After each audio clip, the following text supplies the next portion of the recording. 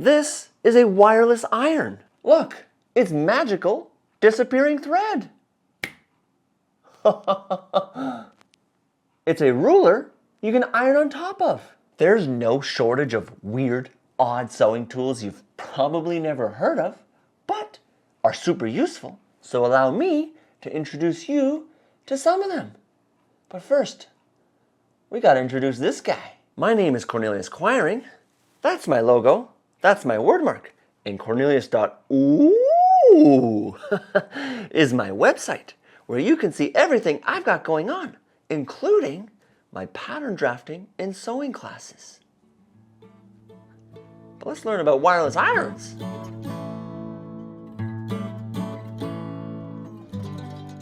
We all know what an iron is, and I also have full confidence in knowing that you have pressed every single seam you've ever sewn, which means you're also aware of the inconvenience a wire can be. You're pressing one way, only to have to flip it around to the other side because you got to get into that other nook and cranny, and then got to flip it to the other side of the board because now we're over here, and it can be a pain. Wouldn't it just be amazing if there was some sort of a wireless solution? Well, looky here. To understand how this iron works, we need to return back to the ye olde days.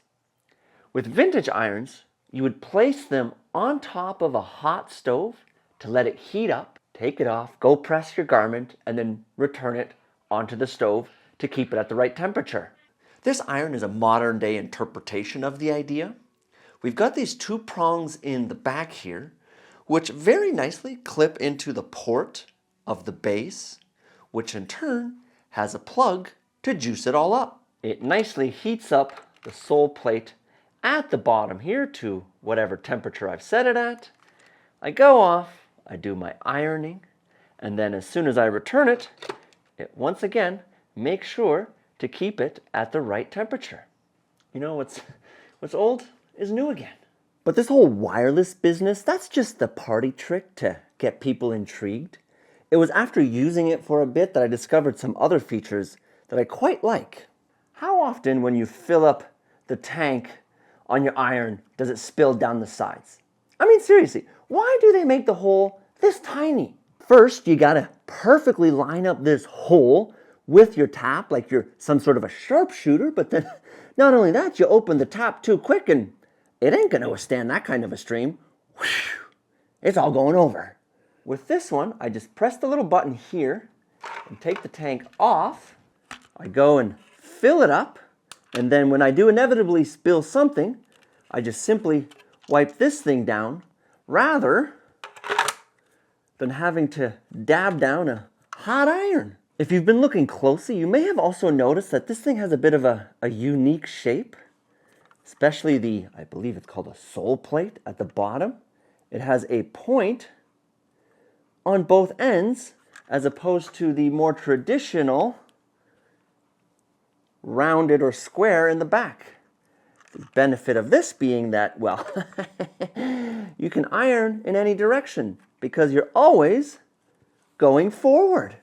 And finally, I like that it has a slightly smaller form factor compared to the typical iron available on the market today.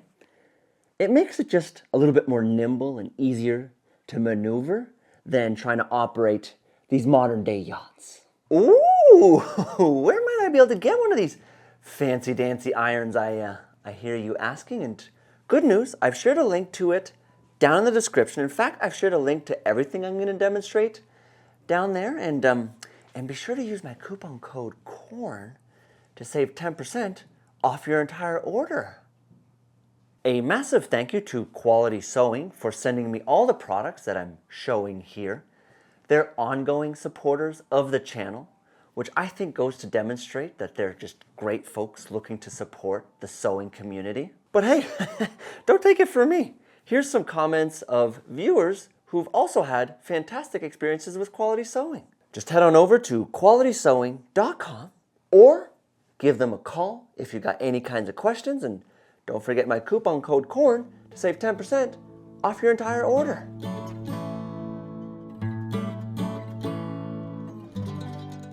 Next, keeping on the theme of ironing, we have ourselves a spritzing bottle. Come on, Corn. We all know what spray bottles are. To which I say, aha! I said a spritzing bottle, not a spray bottle. With a regular spray bottle, the amount of water that comes out is proportional to how much I press the lever. But with this spritzing bottle, do you see how it continues to mist ever so nicely a little bit longer after I've pressed down on the lever? The way it works is that it comes with this fancy little pump on the inside here that builds up pressure to send it out at a nice continuous pace. If I pump it multiple times, well, then it delivers a smooth, continuous stream of mist. This is particularly useful when doing large pieces of fabric. I also find that these deliver just a little bit of a finer mist, which is good for a more even, consistent spread. These are also, interestingly, quite popular in the world of hairdressing, but turns out it makes for a great sewing tool as well, so there you go. Oh, actually, what if we use this as an excuse to show off my fresh new haircut? Ooh.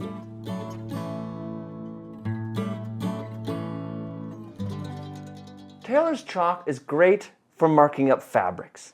It creates very visible, distinct lines, and then once we don't need them anymore, just take our good old-fashioned irons. It melts that wax into the fabric, and they're as good as gone.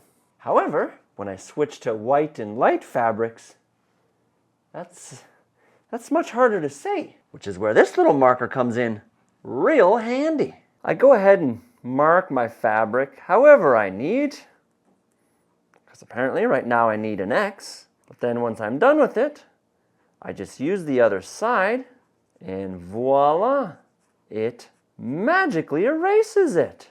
Here's the thing though, this eraser end, yeah, that's just water. I can also give any one of my markings just a little spritz of water, and it vanishes. Or get rid of them the first time you throw your finished piece in the wash. Poof! It's like they never existed to begin with. Before I move on though, I'm very excited to finally announce the latest member to join the team here, Cornelia.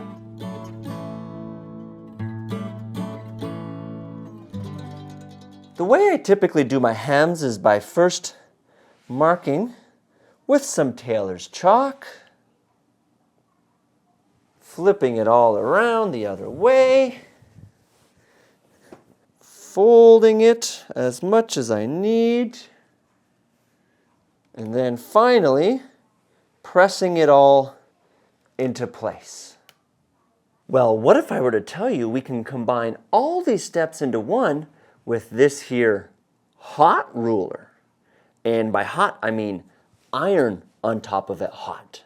I just find the amount of hem I want on the edge of the ruler, fold over my fabric, push it down until I get to the right amount, and then press it down. And there's no shortage of markings on this thing.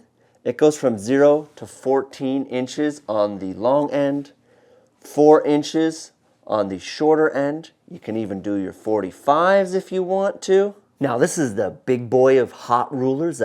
It actually comes in many different sizes. Editing Corn, could you throw up some pictures of the different formats it comes in? It feels like it's made out of some sort of a felt-like fabric that's been pressed thin, so it's nice and hard, but still bendy. And it's super thin, which means you'll be able to press a crisp hem.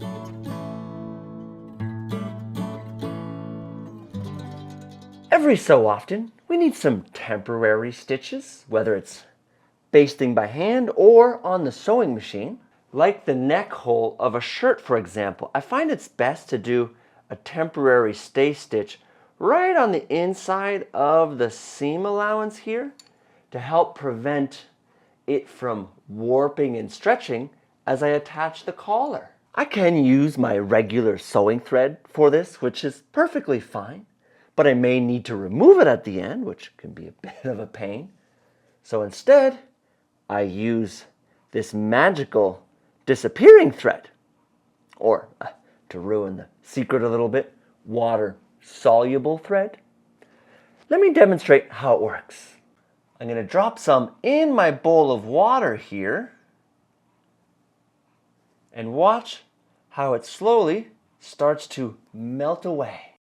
It becomes this gelatin-like substance which, when you wash your garment for the first time, being agitated in the machine, is just going to disappear. As a thread, it's surprisingly strong as well. I would say just about as strong as a regular sewing thread. So you won't have any issues using it on your sewing machine. But pro tip, don't try to lick the thread to thread your needle.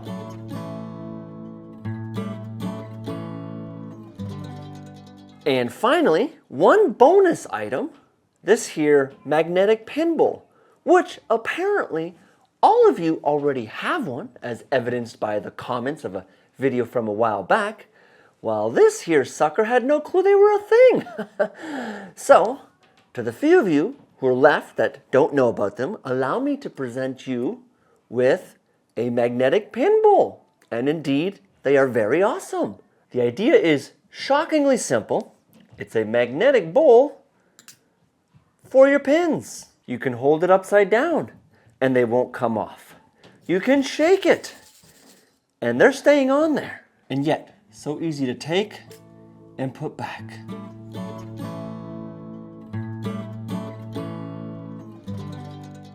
And now I'd love to hear from you. What's a unique or interesting sewing tool that you use quite a bit? I know I'm always on the lookout for my next bit of kit, and I'm sure there's other viewers who would be interested as well. Please do share down in the comments. A big thank you to Quality Sewing. Once again, I have shared the links to all these tools down in the comments. And once again, we find ourselves at the end of the video. How time flies. But that also means you just might be interested in the Corncob Club. What's the Corncob Club, you ask? Well, it's a members-only community where I share exclusive content. You get access to a sewing group chat where we have a weekly topic of discussion, big old discounts on my courses, and you might even get your name in the video like these here folks. A giant thank you to everyone who is already a member. Without your support, none of this would be possible. Just head on over to this URL right here or click the join button on YouTube.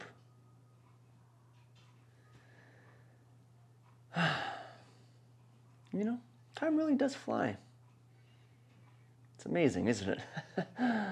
Yeah, just like the time that's running out to click on this video here. Bye, and have a great day.